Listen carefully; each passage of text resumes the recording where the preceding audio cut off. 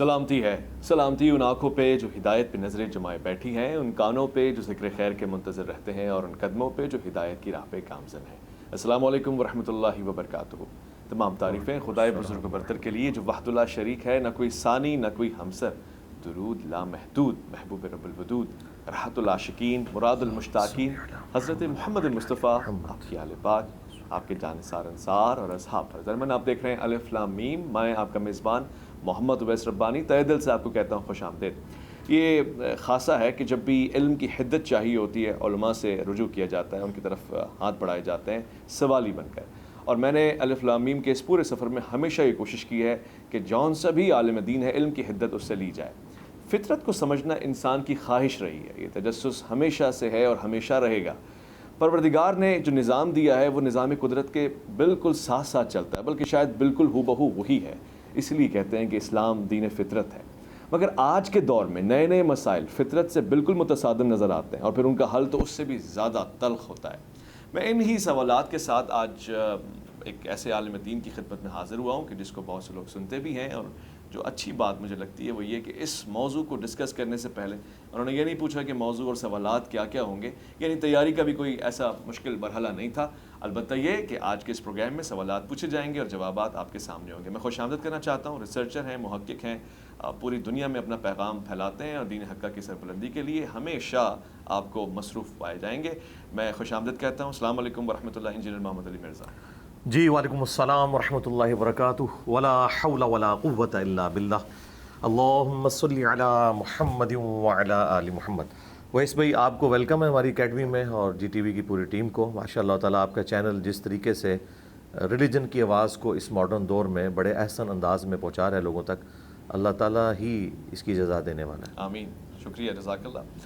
میں انجینئر صاحب فطرت کو سمجھنے کی کوشش کر رہا ہوں، اور نئے نئے مسائل میرے سامنے۔ ابھی ریسنٹلی ایک ڈاکومنٹری بھی ایسی آئی کہ جس میں دکھایا گیا کہ انسان اپنی لائف کے کچھ سال کچھ ڈی این ایز اور اس طرح کی سائنسی جدت کے تحت کسی کو بھی ڈونیٹ کر سکتا ہے، اس کے عوض پیسے لے سکتا ہے۔ مثلا میری عمر اگر 35 سال ہے تو میں اپنے 5 سال کسی کو دے دوں اور اس کے عوض مجھے ایک بھاری بھرکم اماؤنٹ مل جائے، اور میں 40 سال کا ہو جاؤں گا، میرا ڈی این اے 40 ایئرس کی ایج کا ہو جائے گا۔ یہ تمام چیزیں اسلام اس کو کس نگاہ سے دیکھتا ہے؟ فطرت کے متصادم ہے، یا پھر اسلام اس میں کوئی راستہ نکالتا ہے؟ دیکھیں، جو جدید سائنٹیفک فیکٹس کے ذریعے جو چیزیں اسٹیبلش ہوتی ہیں، جب تک وہ پریکٹیکلی سامنے نہ آئیں ان کے بارے میں رائے قائم کرنا خام خواہ ایک عقل کے گھوڑے جو دوڑانے کے مترادف ہے۔ جب کوئی چیز پریکٹیکلی سامنے آئے گی پھر ہم اس کے اوپر کوئی بات کریں گے۔ میں جنرل گفتگو کر دیتا ہوں۔ ریلیجن جن چیزوں کو ایڈریس کرتا ہے وہ انسان کی اخلاقیات ہیں، اور انسان نے مر کر جو اللہ کے حضور پیش ہونا ہے قیامت کے دن کی جو جواب دہی ہے، اس کے لیے ہم ایک ٹرم یوز کرتے ہیں ہدایت، جو اللہ تعالیٰ کی ریکوائرمنٹ ہے اپنے بندوں سے، اور اسی کے لیے اللہ تعالیٰ نے پیغمبروں کو مبعوث کیا، ان کے ساتھ کتابیں بھیجی۔ یہ ریلیجن کا ٹاپک ہے۔ باقی اس طرح کی چیزیں جو وقت کے ساتھ ایڈ ہوتی ہیں، تو جس دور میں یہ چیز سامنے آئے گی اس وقت جو قرآن و سنت کی گائیڈ لائنز موجود ہیں ان کو یوز کر کے آپ کوئی ایک آپٹیمل بات اس حوالے سے سامنے رکھ سکتے ہیں۔ جب تک ان تمام چیزوں کی تمام ڈائریکشنز کا نہ پتہ ہو، کوئی اس طریقے سے رائے آپ قائم کر نہیں سکتے۔ مثال کے طور پر آپ دیکھیں، صحیح مسلم کے اندر ایک حدیث موجود ہے کہ اللہ کے محبوب صلی اللہ علیہ وآلہ وسلم نے فرمایا کہ دجال جب دنیا میں آئے گا تو پہلا دن 1 سال کے برابر ہوگا، دوسرا دن 1 مہینے کے برابر، اور تیسرا دن 1 ہفتے کے برابر، اور اس کے بعد نارمل دن شروع ہو جائیں گے۔ تو صحابہ کرام نے پہلا سوال کیا کہ یا رسول اللہ، ہماری نمازوں کا کیا بنے گا؟ جب ایک دن 1 سال کا ہے تو اب 1 سال کی نمازیں پڑھنی ہیں یا 5 نمازیں ایک دن میں پڑھنی ہیں؟ تو نبی علیہ السلام نے فرمایا کہ تم اندازہ مقرر کر لینا۔ اچھا، اندازہ مقرر کر لینا۔ اچھا، اس زمانے میں نہ صحابہ کرام کو اس بات کا پتہ تھا کہ اندازہ مقرر کرنا کیا ہوگا، صحیح، اس لیے انہوں نے آگے اس کی گہرائی میں جانے کی کوشش نہیں کی، کیونکہ ان کی وہ ضرورت بھی نہیں تھی۔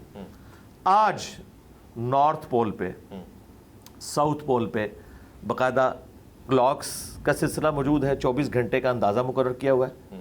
سورج نکلا ہوا ہوتا ہے، آپ عشاء کی نماز پڑھ رہے ہوتے ہیں، کیوں کہ 6 مہینے تک افق کے الانگ وہاں پہ سورج چلتا ہے، تو اس اعتبار سے انہوں نے ڈیوائیڈ کیا ہوتا ہے۔ تو وہاں 24 گھنٹے کے دن اور رات کو مینیج کر کے باقاعدہ پورے ایک ٹائم ٹیبل ہے، دنیا آباد ہے، اور اس طریقے سے یہ معاملات لے کے چل رہے ہیں۔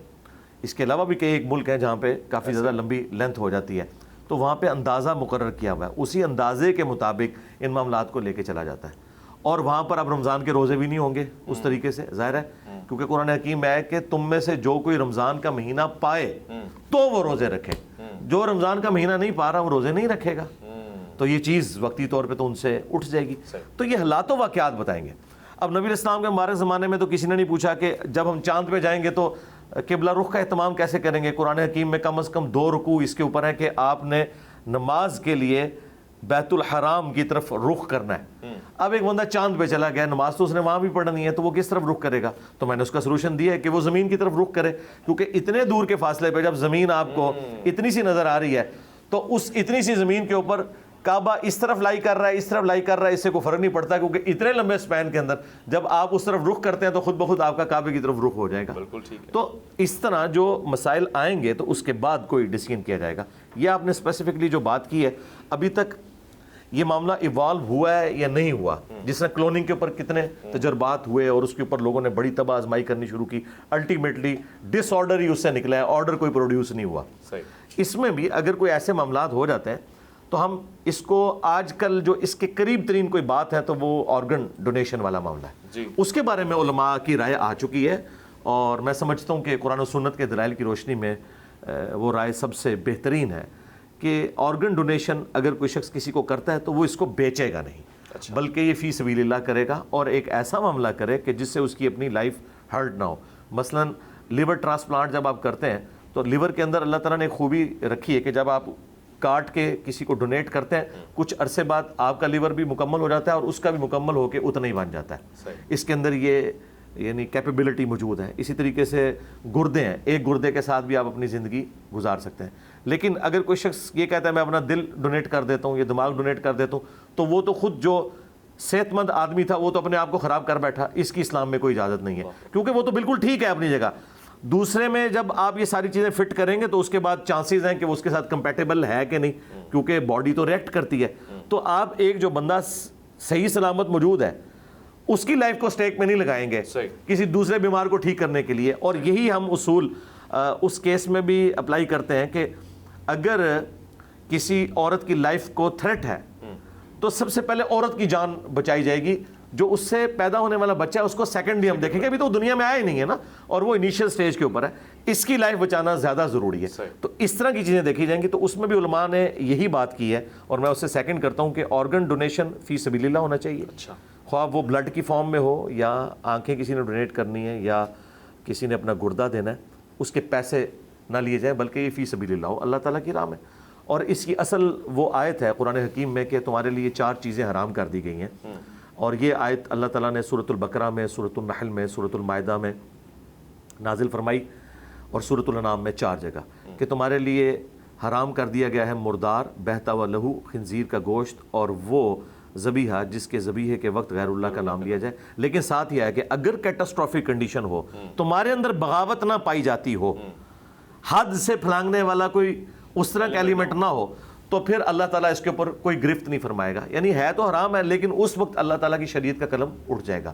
اور اس کا کلائمیکس تو یہاں تک ہے، 106 نمبر آیت جو سورۃ النحل کی ہے، کہ اگر کوئی شخص زندگی موت کی کشمکش میں کلمات کفر بھی بک دے اور دل میں ایمان اس کے ہو تو وہ کلمات کفر کے اوپر بھی اللہ تعالیٰ گرفت نہیں فرمائے گا۔ ہاں جی، تو یہ وہ چیزیں ہیں جو ہمیں گائیڈ لائنز دیتی ہیں کہ اس طرح کی صورتحال میں ہم نے معاملات کو لے کے کیسے چلنا ہے۔ تو جو آپ یہ کہہ رہے ہیں اگر بالفرض یہ مستقبل میں کامیاب ہو جاتا ہے اس طرح کا معاملہ کہ کوئی ایسا کرنے میں کامیاب ہو جاتا ہے اور کوئی ایسی سچویشن سامنے آ جاتی ہے تو ہم یہی کہیں گے کہ پھر وہ بیچے نا، ٹھیک ہے۔ باقی رہا وہ مسئلہ جو قرآن و سنت میں ہے کہ جس شخص کی موت کا وقت آ گیا تو نہ ایک لمحے آگے ہوگا نہ پیچھے ہوگا، تو وہ کوئی کمپرومائز نہیں ہوگا۔ اگر یہ چیز کامیاب ہے تو سمجھ لیں کہ اس کی تقدیر میں یہ لکھا ہوا ہے کہ یہ اپنی لائف ڈونیٹ کرے گا۔ ہاں جی، یہ تقدیر جو بدلتی ہے وہ انسان کی اپنی ایکٹیویٹیز ہے، جس طرح بخاری مسلم میں حدیث ہے، جو شخص یہ چاہتا ہے کہ اس کی عمر دراز کر دی جائے اور اس کے رزق میں کشادگی ہو تو اپنے رشتہ داروں کے ساتھ حسن سلوک کرے۔ اب یہ بھی تقدیر میں لکھا ہوگا کہ یہ شخص اپنے رشتہ داروں سے حسن سلوک کرے گا، اتنے سال کے لیے ہم اس کی لائف کو بڑھا دیں گے، یہ حسن سلوک کرے گا، اس کے عوض اللہ تعالیٰ اس کے رزق میں اتنی برکت ڈال دے گا. تو یہ جو ہونے والی تبدیلی ہے نا, یہ بھی اللہ کی ڈیسٹنی میں پہلے لکھی ہوئی ہوگی. اس سے اللہ تعالیٰ کا علم کہیں کمپرومائز نہیں ہوتا. ابھی کئی چیزیں ہیں جو آج کے دور میں ہمارے سامنے آئی ہیں جو پہلے تو لوگوں کو پتہ ہی نہیں تھی, لیکن اللہ تعالیٰ کی ڈیسٹنی میں موجود ہے, اور وہ اللہ کا علم اس کے ساتھ خاص ہے. ہمارا تو یہ جنرل عقیدہ ہے کہ جو چیز ہو چکی, جو چیز ہو رہی ہے اور جو ہونے والی ہے, سب کی سب اللہ تعالیٰ کے نہ صرف علم میں ہے بلکہ پہلے ہی اس نے لوح محفوظ میں لکھ لی ہے. اس کے اوپر سورۃ الانعام کی آیات وہ گواہ ہیں کہ اللہ تعالیٰ فرماتا ہے کہ اللہ تعالیٰ تمام غیبوں کا جاننے والا ہے جتنے زمین و آسمان کے اندر ہے, خواہ وہ خشکی پہ ہوں یا تری کے اندر ہوں, حتیٰ کہ زمین میں نہ خشکی پہ نہ سمندروں کے اندر کوئی پتا نہیں گرتا مگر اس کے حکم سے, اور زمین کی گہرائیوں میں کوئی دانہ نہیں پھوٹتا مگر یہ بھی اس کے علم میں ہے. اور یہ ساری چیزیں اللہ تعالیٰ نے پہلے اپنے لوح محفوظ میں لکھ لی ہیں. اور سورۃ الحدید میں ہے کہ نہ تمہاری جان میں اور نہ اس پلانٹ ارتھ پہ نہ اس دنیا کے اندر کوئی ایسی مصیبت نہیں کہ جو نازل ہو رہی ہے اور ہم نے پہلے ہی نہیں لکھ لی. اور پھر اللہ تعالیٰ میں یہ اللہ تعالیٰ کے لیے آسان ہے. تو اب اس کو ہم کوئی امیجن نہیں کر سکتے کیونکہ ہم کریشن ہے. کریشن اپنے کریٹر کے بارے میں زیادہ زیادہ کیا سوچ سکتی. مثلا یہ موبائل انسان نے بنایا ہے, موبائل کس حد تک ایک انسان کے برین کو سمجھ سکتا ہے؟ ڈکٹیشن لینے کی بس اس حد تک جتنا ہم نے اس کو رکھا ہے, لیکن یہ ہمیں نہیں جج کر سکتا, ہم تو اسے جج کر سکتے ہیں. تو اب کریشن آف دا یونیورس جو ہے یہ اتنی بڑی ہے, تو جو کریٹر آف دا یونیورس ہے, سبحان اللہ. مختصر سے وفا لوں گا آپ کی اجازت سے, لوٹ کر آئیں گے الف لام میم میں آپ کا انتظار ہے.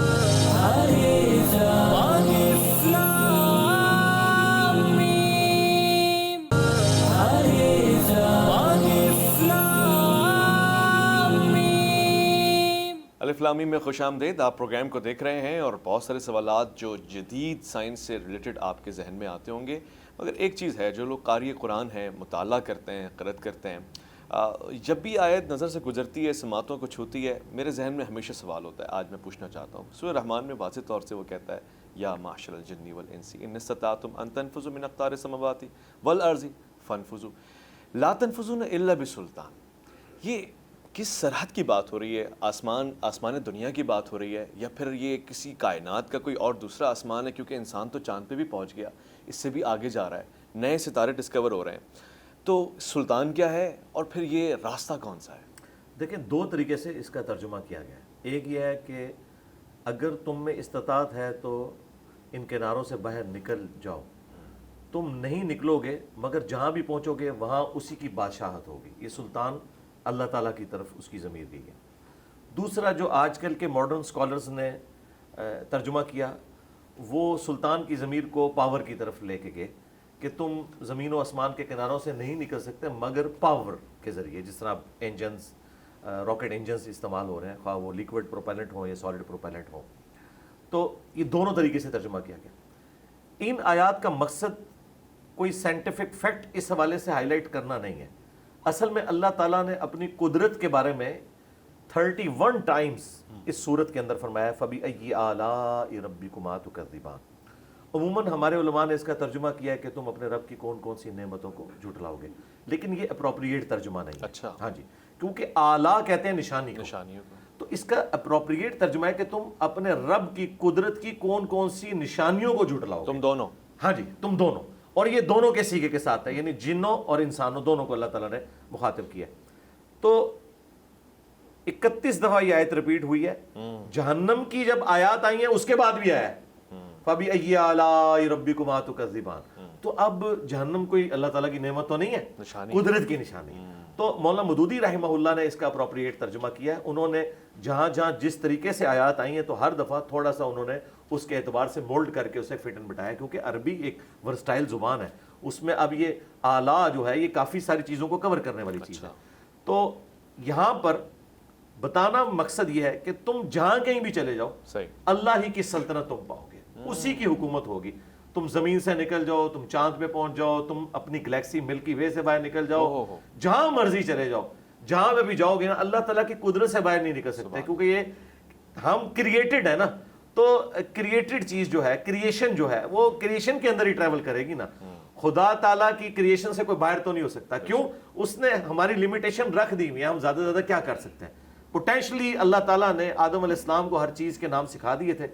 جس طرح ایک آم کی گٹھلی جب آپ بوتے ہیں تو اسے ایک پھلدار درخت بننے میں 8 سال لگتے ہیں. صحیح. تو وہ اللہ تعالیٰ نے پوٹینشلی آدم علیہ السلام کے برین میں یہ کمپیٹنسی رکھ دی تھی کہ وقت کے ساتھ ساتھ یہ برین ایوالو ہو کے آج دیکھیں ہم نے بوئنگ 747 اور ایئر بس A380 بنا لی ہے اور ہم پوری دنیا میں اڑتے پھر رہے ہیں اتنے 100 لوگوں کو لے کے. یہ دماغ وہی ہے لیکن وقت کے ساتھ ایوالو ہوا ہے. اچھا. دماغ ہم اس طرح کی ایولیوشن کو مانتے ہیں. دیکھیں ہمارے بزرگوں کو ان چیزوں کا خیال کیوں نہیں آیا جو آج آ رہا ہے کہ آپ سولر انرجی سے بجلی بنا سکتے ہیں. زمین کے نیچے جو تیل ہے وہ تو آلموسٹ 200 سال پہلے نکلا ہے. ورنہ آپ کے جو بزرگان دین جن کے پاس آپ بیٹھتے ہیں وہ تو کہتے ہیں جی نگاہ ماری تو ہم 7 زمینیں کراس کر کے اور اوپر عرش تک پہنچ گئے. انہیں تو تیل نہیں نظر آیا, وہ تو حج عمرے کے لیے بھی جاتے تھے. وہ تو سر ایڈون نے پنسلوینیا میں پہلی دفعہ تیل کا کنواں دریافت کیا امریکن اسٹیٹ کے اندر 1853 کے اندر. ٹھیک ہے, اس سے پہلے تو لوگوں کو آئیڈیا نہیں تھا کہ زمین کے نیچے اتنا بڑا خزانہ موجود ہے. تو وقت کے ساتھ ساتھ انسان ایوالو کر رہا ہے. یعنی پہلے سے سیب جو ہے وہ نیچے گرتا تھا تو نیوٹن کے دماغ میں اللہ تعالیٰ نے بات ڈالی ہے, کلک کیا اس نے سارے معاملات کو لے کے چلے. تو یہ وقت کے ساتھ ساتھ دماغ کی ایوولوشن جاری ہے کہ اللہ تعالیٰ نئی نئی چیزیں کل یوم ہوا فی شان, اللہ تعالیٰ ہر روز ایک نئی شان کے ذریعے ابھر رہا ہے. ہر آنے والا دن اس کریشن کے ذریعے کریٹر کا تعارف کروا رہی ہے. سبحان اللہ سبحان اللہ. اچھا اب ظاہر ہم دیکھ رہے ہیں اور دبئی اور دیگر ممالک سے یہ خبر بھی آ چکی ہے ایئر ٹیکسی بھی چلا کرے گی جی, آسمان پہ گاڑیاں چلا کریں گی. آپ کو نہیں لگتا ایک سوال ہی ہے کہ اب جب زمین اور آسمان دونوں ہی سواری اور سوار بن جائیں گے اس کے لیے کوئی نیا نظام, نئی سنت, نیا انداز, اٹھنے بیٹھنے کے نئے طور طریقے, کوئی نیا رہنما ہونا چاہیے, یا پھر پرانی چیزیں اتنی ثقیل ہیں کہ وہ اوپر چلے یا مریخ پہ چلے؟ کامل ہے ہماری شریعت. شریعت میں کامل ہے. جو چیزیں شریعت سے ریلیٹڈ ہیں نا جی وہ اسی طریقے سے ہیں, ان کے ساری گائیڈ لائنس موجود ہیں.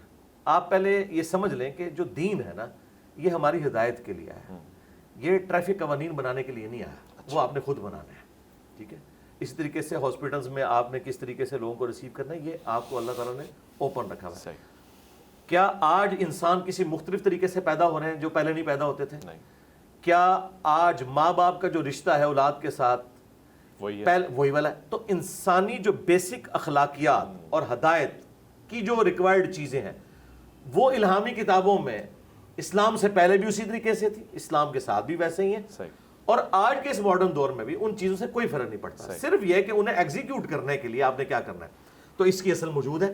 صحیح مسلم میں حدیث ہے جس نے اسلام میں کوئی اچھا طریقہ نکالا اور جتنے لوگ اس طریقے پہ عمل کریں گے ان کا ثواب اس شخص کو بھی ملے گا اور ان کے اپنے ثواب میں بھی کمی نہیں ہوگی. اور جس نے اسلام میں برا طریقہ نکالا, یہ سنتن حسنتن اور سنتن سیئتن کے الفاظ ہیں, بری سنت اور اچھی سنت. اچھا یہ بری بدعت یا اچھی بدعت کی بات نہیں, طریقہ. جس طرح ہم نے یہ طریقہ اسلام کی خدمت کے لیے نکالا کہ ہم اپنی ویڈیوز کو ریکارڈ کرتے ہیں یوٹیوب کے اوپر اپلوڈ کرتے ہیں.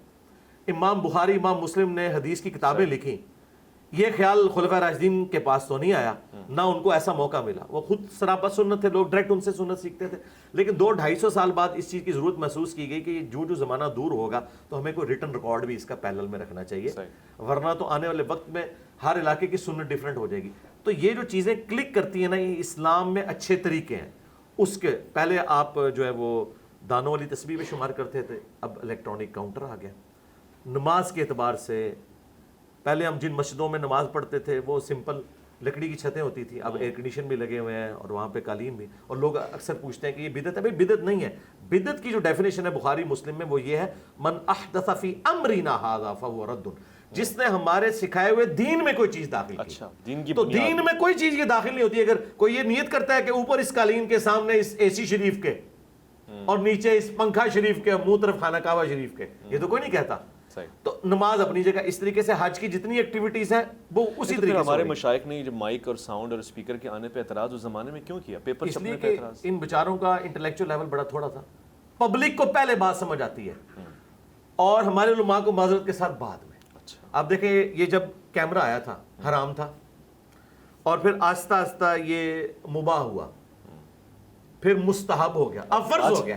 ٹھیک ہے. اچھا لیکن اس وقت بھی جو پڑھے لکھے علماء تھے, مولانا مودودی, ڈاکٹر اسرار, ڈاکٹر طاہر القادری, علماء عرب, انہوں نے کبھی ان پہ کوئی ایسا وقت نہیں گزرا کہ انہوں نے کیمرے کے اوپر کبھی کوئی ورڈکٹ دی ہو کہ یہ حرام ہے. ٹھیک ہے. انہیں اس زمانے میں بھی پتا تھا کہ یہ جن تصاویر کے اوپر حرمت والا معاملہ ہے وہ ہیں جو عبادت کی غرض سے ہوتی ہیں، ورنہ کیا نبی علیہ السلام آئینہ نہیں دیکھتے تھے؟ آئینے میں شکل نہیں نظر آتی ہے؟ سبحان اللہ. تو وہ آئینہ اگر اسلام کو تصویر سے اتنی چڑ ہوتی تو نبی علیہ السلام آئینہ تو نہ دیکھتے. صحیح. ٹھیک ہے، یہ اصل ہے اس چیز. صحیح. تو یہ جو ہے مختصر سے وقفہ لوں گا آپ کی اجازت سے، لوٹ کر آئیں گے الف لام میم میں آپ کا انتظار.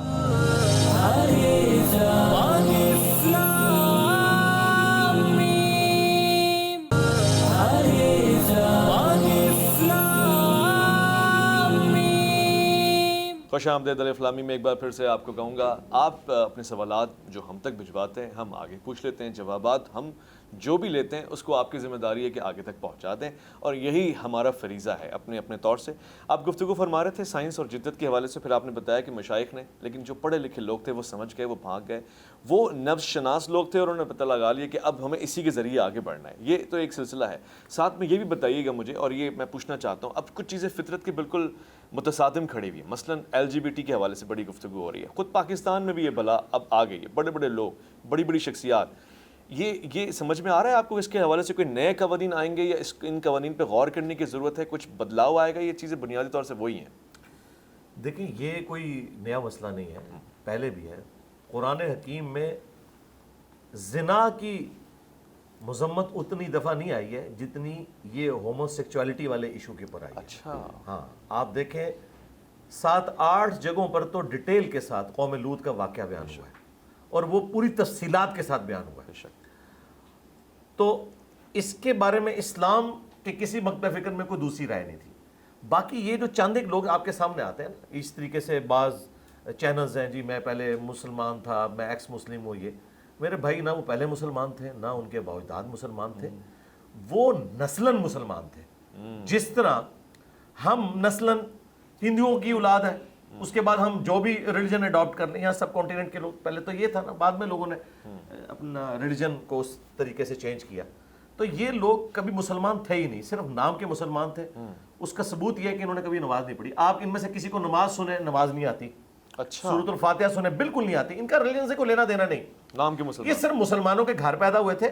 ہمیں خواب پتہ نہیں کیوں ٹینشن پڑ جاتی ہے کہ جو لوگ نہ نماز پڑھتے نہ ان کا کوئی دین سے تعلق، وہ بائی چانس مسلمانوں کے گھر پیدا ہوئے اور انہوں نے اسلام کو کنوکشن کے ساتھ نہ ایکسیپٹ کیا کبھی، اب وہ اس قسم کی کوئی ایکٹیویٹی کرتے ہیں تو ہمارے بھی بعض سپیکرز، مجھے ان پہ ترس آتا ہے، وہ خام خواہ ایک مسئلہ ہوتا نہیں اسے اتنا بگاڑ کے پیش کرتے ہیں کہ پتہ نہیں ملک کے اندر کیا ہو گیا. اس طرح کچھ بھی نہیں ہونا میرے بھائی. ان لوگوں سے یہ چھپ چھپا کے بھی کرتے تھے، اب تھوڑا سامنے آ گیا تو دین واٹ. اچھا. تو اب کرنے کی ضرورت جو ہے وہ یہ ہے کہ آپ نے علمی طریقے سے لوگوں کی غلطیاں ان کے اوپر ہائی لائٹ کرنی ہے. ٹھیک ہے. عوام الناس کا یہ کام ہے. صحیح. رہ گئے جو ایوانوں میں بیٹھے ہوئے لوگ ہیں، انہوں نے اس قانون اور آئین کی پاسداری کرنی ہے جو قرارداد مقاصد کے تحت پاکستان کے آئین میں یہ چیز تھی کہ کوئی بھی قانون قرآن و سنت کے منافی نہیں بنے گا. یہ کام ان کے کرنے کا، وہ دیکھیں. لیکن اس کا یہ رونا ہر دفعہ اس کو بار بار ڈسکس کرنا. کئی جھوٹے پیغمبر ان 10-12 سالوں میں آئے، مجھ سے انہوں نے رابطے کیے جی آپ ہمیں ڈسکس کریں. میں نے کہا میرے بھائی میری آڈینس جو ہے وہ ملینز میں ہے، تمہاری ویڈیو چند لوگوں نے دیکھی ہوئی ہیں، میں تمہیں ڈسکس کر کے فیم دوں. لہٰذا یہ جو اس قسم کے علماء یا وائزین ہیں نا، یہ دین کے اوپر ظلم ڈھا رہے ہیں کہ ایک کونے خدرے میں ایک واقعہ ہوتا ہے اسے ڈسکس کرتے ہیں اور اتنی ہائپ کریٹ کرتے ہیں کہ جنہیں نہیں پتا ان کے دماغ میں پہلے وہ گندگی ڈالی جاتی ہے. یہ دین کی کوئی خدمت نہیں ہے. میں بھی یہ کر سکتا تھا. میں صرف ان ایشوز کے اوپر بات کرتا ہوں جو آلریڈی ملینز آف پیپل میں چل رہے ہوتے ہیں، میں انہیں ڈسکس کرتا ہوں، خواہ وہ کتنے مشکل ٹاپک ہوں، سنی شیعہ کنفلکٹ سے متعلق ہوں، ود ان اہل سنت ہوں، میں اس کو ڈسکس کر لیتا ہوں. لیکن جو چیزیں اس طرح لوکلائز کسی ایک جگہ پہ کوئی ایکٹیویٹی پرفارم ہوئی ہے، لا کے میں اسے فیم دے دوں، ڈسکس کرنا شروع کر دوں، یہ دین کی کوئی خدمت نہیں ہے. یہ معذرت کے ساتھ بھول پن میں آپ دین کا اور پاکستان کا نقصان کرتے ہیں جب اس طرح کی چیزوں کو بار بار اس کے اوپر لکیر پیٹتے ہیں. آپ نے بہت ہی تحمل کے ساتھ سارے سوالات کا جواب دیا. میں اسی سے جڑا ہوا ایک سوال جو موضوع سے ہٹے گا مگر چونکہ آپ کی شخصیت سے جڑا ہوا ہے، عدم برداشت کا ایلیمنٹ اتنا کیوں بڑھتا جا رہا ہے؟ مثلا ابھی آپ پہ چوتھا قاتلانہ حملہ ہوا یا اس کی کوشش کی گئی، اور پورے پاکستان میں ایسے واقعات روز بروز سننے میں آ رہے ہیں، وجہ کیا ہے؟ وجہ جو ہے وہ ہمارے علماء کی غلط تربیت ہے. اچھا. اپنی عوام الناس کو وہ جذباتی رویے انہیں سکھاتے ہیں، اور چونکہ سوشل میڈیا اب عام ہوا ہے اور ایک مکتب فکر کی آواز دوسرے مکتب فکر کے تعلق رکھنے والے لوگوں تک پہنچ گئی ہے، اب علماء کو سمجھ نہیں آ رہی کہ وہ اب اس گھمبیر صورتحال سے کیسے نکلیں. پہلے یہ ہوتا تھا مثلا ہم سنیوں کے گھر پیدا ہوئے, ہمیں کوئی اجازت نہیں تھی کہ ہم نے کسی اہل حدیث یا ہم نے کسی شیعہ کی امام بارگاہ یا مسجد میں جانا ہے یا ان کی کوئی بات سننی ہے, نہ وہ اس طرف آتے تھے. لیکن آج کے اس دور کے اندر چونکہ سوشل میڈیا کی برکت سے یوٹیوب, فیس بک, واٹس ایپ کے ذریعے اگر ایک کالج کے اندر 10 اسٹوڈنٹس ہیں, اس میں سے 5 بریلوی ہیں, 3 دیوبندی ہیں, ایک اہل حدیث ہے, ایک شیعہ ہے, وہ آپس میں ایک دوسرے کو شیئر کرواتے ہیں, یعنی نالج شیئر ہو رہا ہے. اس کی وجہ سے پھر جب وہ لوگ دیکھتے ہیں کہ ہمارے مکتب فکر میں تو یہ چیز ہے, تو مخالف تو یہ بات کر رہے ہیں, وہ اپنے علماء کے پاس جاتے ہیں. علماء کے سامنے اب وہ پرابلم آ گئی جو پہلے کبھی انہوں نے فیس ہی نہیں کی تھی. یہ اپنی امپائرز کے اندر بیٹھے ہوئے تھے بادشاہ بن کے, اور دوسرے کی امپائر میں یہ نہ گھستے تھے نہ انہیں گھسنے دیتے تھے, تو اپنی یہ چودراہٹ انجوائے کر رہے تھے. لیکن اب دوسرے تو آپ کی امپائرز میں گھس گئے ہیں موبائل کے ذریعے, سوشل میڈیا کے ذریعے. اب انہیں سمجھ نہیں آ رہی کہ ہم اس پوری صورتحال کو کیسے آگے لے کے چلیں. تو اس کے لیے پھر جب یہ غصے میں آتے ہیں تو پھر جمعے کی تقریروں کے اندر ابھارتے ہیں کہ فلاں تو گستاخ رسول ہے, فلاں مشرک ہے. اچھا, میں صرف مذہبی عدم برداشت کی بات نہیں کر رہا, معاشرتی رویہ بھی ہمارا عدم برداشت کا شکار ہے, چاہے وہ شادیاں ہوں, ازدواجی تعلقات ہوں, طلاقیں ہو رہی ہیں. اس کے پیچھے کوئی غذا ہے, کوئی اور چیز ہے جو ہمیں پورا آپے گا آپا ہی بگڑا جا رہا ہے. پوری نیشن ہی جذبات کے اوپر چل رہی ہے نا. اس نیشن کی بنیاد تو ریلیجن ہے نا. یہ سارے کے سارے جو جذباتی رویے ہیں آپ ریلیجن کے ذریعے تو آپ کو سکھائے جاتے ہیں. پھر آپ جس جگہ بھی چلے جائیں, آپ کا چونکہ مینٹل ماڈل بن چکا ہے وہ والا, تو آپ اسی طریقے سے ریئیکٹ کرتے ہیں. ٹھیک ہے. اور یہی وجہ ہے کہ ایک پڑھا لکھا مذہبی آدمی بھی اسی طریقے سے ریئیکٹ کر رہا ہے, اور ایک ان پڑھ جاہل مذہبی آدمی بھی اسی طریقے سے ریئیکٹ کر رہا ہے, کیونکہ اس نے سیکھا ہی ہے. ہمارے ملک کے اندر کبھی بھی ڈیبیٹ والا کلچر تو بنا ہی نہیں ہے. نہیں بنا. ٹھیک ہے نا. یہاں تو بس آپ کو سپون فیڈنگ اوپر سے کی گئی ہے. یہ تو اب سوشل میڈیا کی وجہ سے ڈسکشن شروع ہوئی ہیں, اور آپ کی آواز دوسرے لوگ سننا شروع ہیں.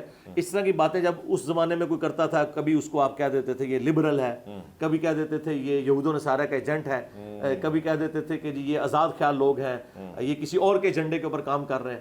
اور اب آہستہ آہستہ کر کے ایک ایک وہ ساری چیزیں ہماری پالیسیز بنتی جا رہی ہیں جو کسی زمانے میں ہم نے گالی بنائی ہوئی تھی. بالکل ایسی. انتہائی شکر گزار انجینئر محمد علی مرزا صاحب آپ کا. خواتین حضرات, پروگرام آپ ملاحظہ فرما رہے تھے. مجھے یقین ہے کہ کسی نہ کسی نتیجے پہ آپ پہنچے ہوں گے. ابھی بھی اگر تشنگی باقی ہو, یہ پروگرام جمعہ ہفتہ اتوار الف لام میم کے عنوان سے آپ کے سامنے نشر ہوتا رہے گا. آپ کی توجہات درکار ہے. اپنا خیال رکھیں گے, آپ اپنے سے بڑھ کے خیال رکھیں گے. اللہ تعالیٰ کے احکامات کا, پاکستان کا. ویس ربانی کو دیجیے گا اجازت.